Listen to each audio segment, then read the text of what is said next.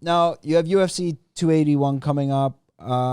In my opinion, not just as the host, but as a fan as well. And I've been following your career mostly because I followed all the guys that were at Tiger and down here, especially like Tai Tuivasa, Petr Yan, very early in their careers. You're still, you're for sure a top 10 and probably one of the best strikers in that division. That division is stacked. You're going to be fighting Renato Moicano. Yeah, Moicano. Is there anything you want to share of mentally? How are you preparing for that? And what are your thoughts on that fight? Yeah, like I had like a couple of losses, as everybody knows. The fight I had with Rafa was like a very good fight, and then I made a mistake, and I got caught. I paid for it. The fight with Jalen was not a good fight. It wasn't.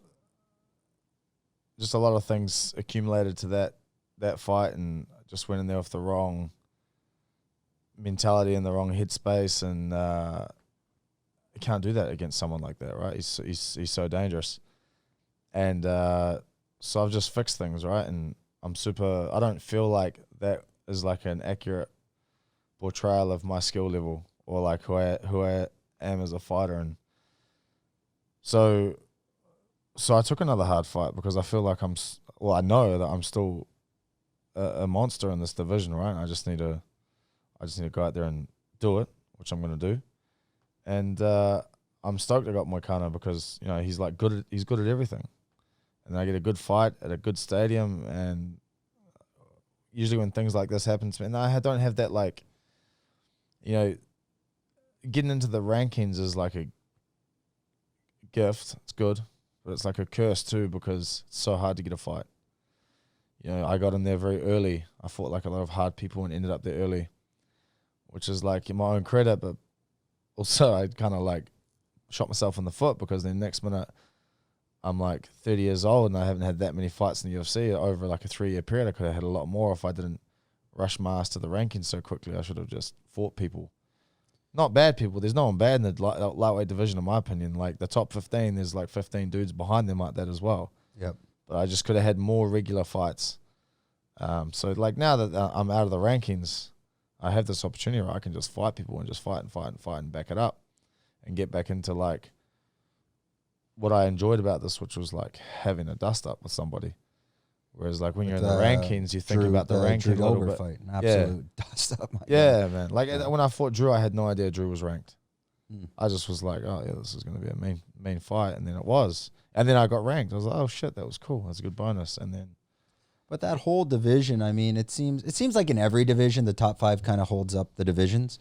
And I had that conversation with Syed. I said, well, I heard, and being a fan, I also assumed at that point when you and Fiziev were fighting, it's because nobody was fighting you guys and no one would take a fight. Yeah, it was very hard to get a fight. And did you guys have to like get on the phone with each other at a certain point? Yeah, I like WhatsApped them, and I sent them a voice message just saying that like, hey, like they've sent me your name. I don't know if you know about it or not.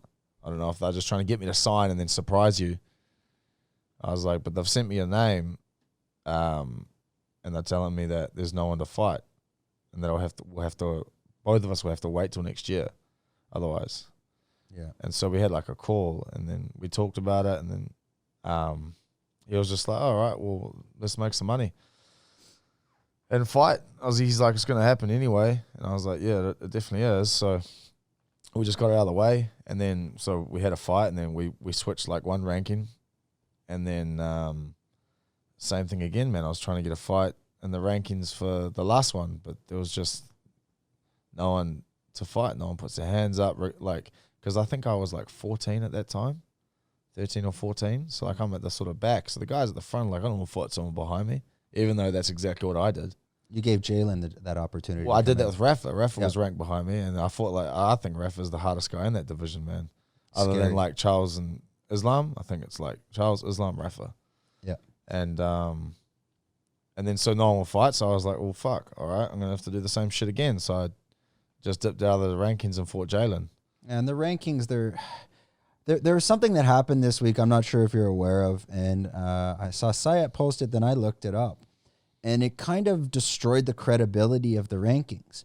This week, McGregor went up a notch. Oh, did he? Fuck. And he gained. Yeah. So Ferguson went out, like, because, well, Ferguson was, he was fighting at welterweight anyways. Yeah. But so Ferguson dropped down to like 14, 15. Demir went up 3 spots. But if you look at the rankings, go pull it up, anyone on your phone, and it shows the green triangle plus. Right, so yeah, McGregor went up in the rankings. Yeah, I don't know, man. How the fuck? The rankings are like, I don't know. I think they're They're rankings, political. bro. Yeah. It is what it is.